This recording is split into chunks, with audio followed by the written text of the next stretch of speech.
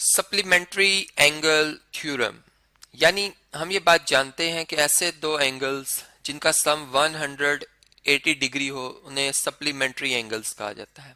अब इनसे रिलेटेड जो थ्योरम है इसकी क्या स्टेटमेंट है इसको हम जरा समझते हैं। फर्ज करें अगर हमारे पास ये एक लाइन है, एक स्ट्रेट लाइन है, और ये एक और जो लाइन है जो इसे इंटरसेक्ट करती है, ठीक है, और फर्ज करें ये इसे इस पॉइंट ए पे इंटरसेक्ट करती है, ठीक है। तो अगर हम देखें तो इस लाइन ने, जो कि हमारे पास लाइन एल है, इसने एम को इंटरसेक्ट किया और इसके इसके साथ दो एंगल्स बनाए हैं, दो एडजेसेंट एंगल्स बनाए हैं। एक एंगल जो बन रहा है इसे मैं एंगल 1 कह रहा हूं, और दूसरा जो एंगल बन रहा है इसे मैं 2 कह रहा हूं, ठीक है।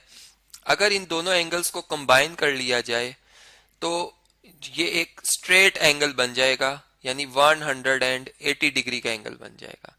यानी मैं इस बात को यूं भी समझा सकता हूं कि फर्ज करें अगर ये एंगल, इसको हम फर्ज कर लेते हैं कि अगर ये 70 डिग्री हो, ठीक है, तो ये जो रिमेनिंग एंगल होगा ये 110 डिग्री होगा, और इन दोनों का सम जो करेंगे हम तो 180 डिग्री हमें हासिल हो जाएगा। यानी ये दोनों एक दूसरे के सप्लीमेंट्री एंगल्स हैं। अब इस बात को प्रूव करने के लिए लॉजिकली हम इस रिजल्ट को कैसे प्रूव कर सकते हैं, अब हम इस पर बात कर लेते हैं, ठीक है। मैं इस स्टेटमेंट को दोबारा लिख रहा हूं कि ये हमारा टू प्रूव है, ठीक है, इस थ्योरम के हवाले से कि इस रिजल्ट को हमने प्रूव करना है, ठीक है। अब हम जो प्रूफ है जिसमें हम जो स्टेटमेंट्स और रीजंस देते हैं, अब हम उस पर बात कर लेते हैं, ठीक है जी। यहाँ पर मैं स्टेटमेंट्स लिखता हूँ और दूसरी तरफ जो है वो रीजंस लिखते हैं हम, ठीक है।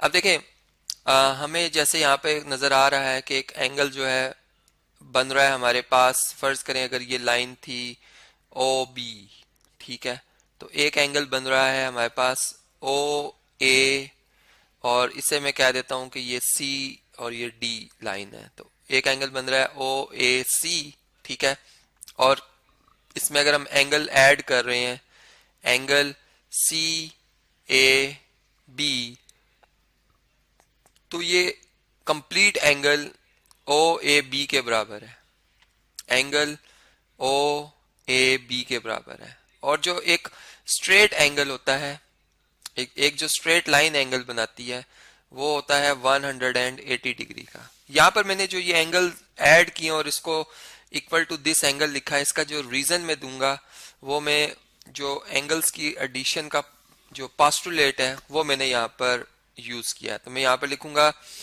एंगल एडिशन पास्टुलेट, ठीक है।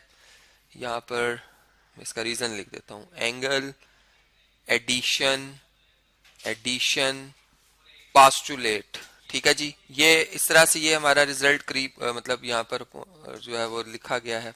और इससे नेक्स्ट जो है, अब हम ये बात जानते हैं कि ये एंगल जो है मेजर एंगल, जैसे भी मैंने बताया था, ओ ए बी जो है ये इक्वल टू 180 डिग्री है। तो यहाँ पर इसकी वैल्यू को अगर पुट कर लिया जाए, इसे अगर फर्ज करें इक्वालिटी 1 और इसे अगर इक्वालिटी 2 कहा जाए, ठीक है, और इसका रीजन है ये स्ट्रेट एंगल है, स्ट्रेट एंगल है, ठीक है। तो यहां से फिर हम ट्रांजिटिव प्रॉपर्टी ऑफ इक्वालिटी को बेस बनाते हुए ये बात कर सकते हैं कि major angle O A C plus major angle C A B ये इक्वल टू 180 डिग्री है। और इसका रीजन आएगा फ्रॉम इक्वेशन 1 एंड 2,